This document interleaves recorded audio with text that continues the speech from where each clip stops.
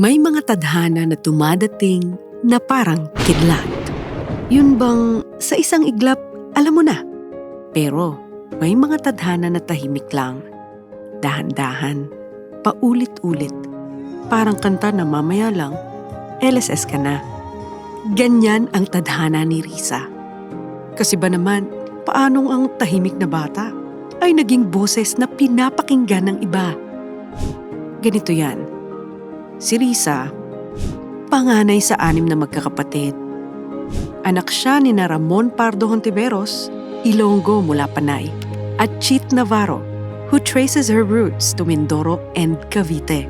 Si Risa ang manang ni Pia, Jingay, Ana, Mon, at David.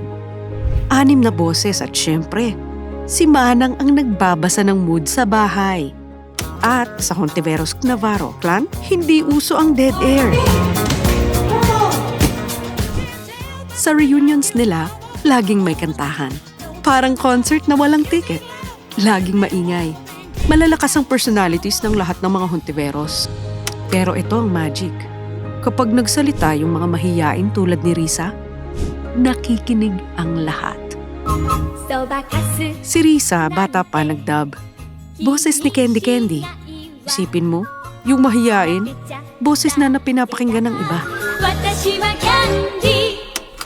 Kaya kahit mahiyain siya, sumali rin siya sa Glee Club.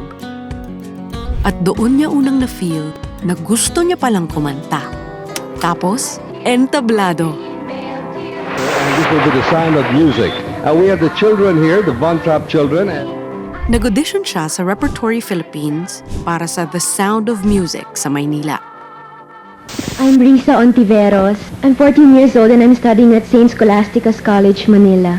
At nakuha niya ang role ni Luisa. Kasama sa cast ang mga batang magiging parte rin ng tadhana ng bansa. Monica Ann Wilson. Leia Salong. Of course. I'm Raymond Lauchenko. And you are? Menchu Lauchenko.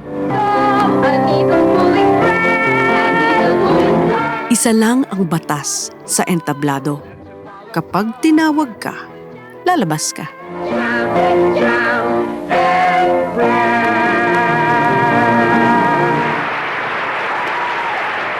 Kahit kabado, kahit tahimik, kahit gusto mong magtago sa likod ng kortina.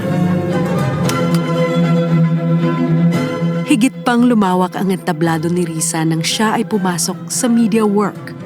Nagtrabaho sa IBC, GMA, ABS-CBN, and RPN. Nag-co-anchor ng Street Pulse at nag-executive producer ng Public Life with Randy David. Ako po si Randy David. Maraming salamat po at magandang gabi sa inyong lahat. Dito, higit na lumawak ang abot ng boses ni Risa. Sa chapter na ito ng buhay niya, ganyan si Risa. Hindi pa yung senator. Hindi pa yung leader.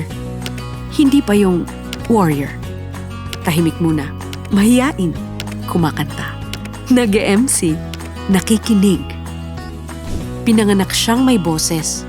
At sa storybook ng buhay niya, diyan nagsimula ang tapang. Risa, ang ganda ng simula mo.